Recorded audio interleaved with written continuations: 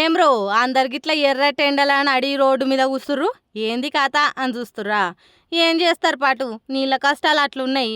రంగనాయక సాగర్ కుడి కాలువ నుండి నీళ్ళు ఇడవాలని డిమాండ్ చేసుకుంటా సిద్దిపేట మండలం అంకంపేట సీతారాంపల్లి రైతులంతా గిట్ల నడి రోడ్డు మీద దారి కూసుర్రు.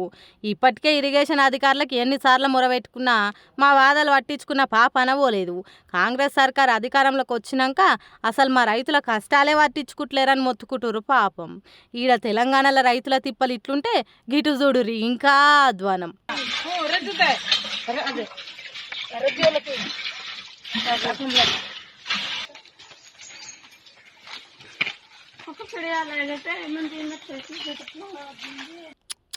చెట్లు పుట్టలు దాటుకుంటా అక్క చెల్లెళ్ళంతా నీళ్ళ కోసం ఎట్లా దానిలాడుతున్నారో కదా.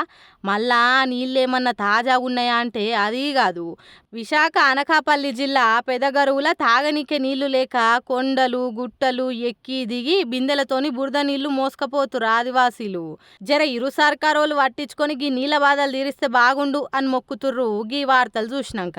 ఏందో ఏమో ఇప్పుడే ఇట్లుంటే ఇంకా పురాగా ఎండాకాలం షురు అయితే ఇంకెంత ఘోరంగా ఉంటుందో పరిస్థితి.